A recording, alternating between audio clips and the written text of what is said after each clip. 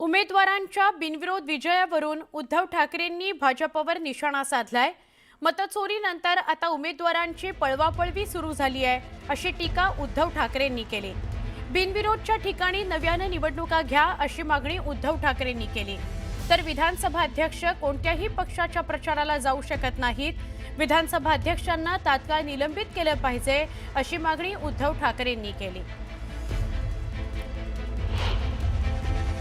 मतचोरी पकडल्यानंतर त्यांनी आता उमेदवारांची पळवापळवी सुरू केली।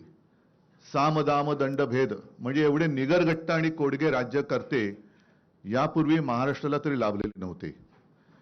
कल्याण डोंबिवली असो, ठाणे असो, बिनविरोध निवडणूक करून घेण्याची ही जी काय प्रक्रिया ते राबवत आहेत, हा लोकशाहीचा आणि जनतेचा अपमान आहे। परत तिथल्या वॉर्डाच्या निवडणुका निकाल नुसते थांबवून ठेवू नका, तर तिथली निवडणूक प्रक्रिया रद्द ठरवून तिथे पुनर्निवडणुका घेतल्या गेल्या पाहिजेत।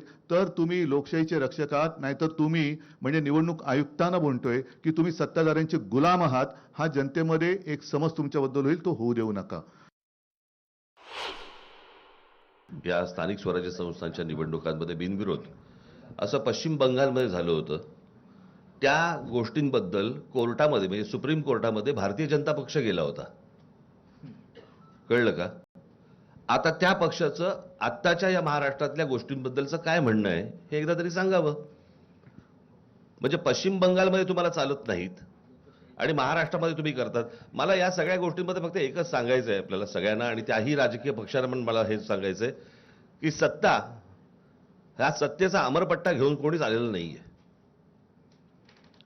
आज तुम्ही ज्यावेळेला सत्तेमध्ये आलात त्यावेळेला काँग्रेसने हे केलं, काँग्रेसने हे केलं, काँग्रेसने असं केलं म्हणून आम्ही असं करतोय असं ज्यावेळेला तुम्ही सांगता, उद्या जेव्हा तुम्ही जाल आणि तुम्ही जे पायंडे पाडून ठेवलेले आहेत त्याच्या दामदुपटीने ज्यावेळेला पुढे सुरू होईल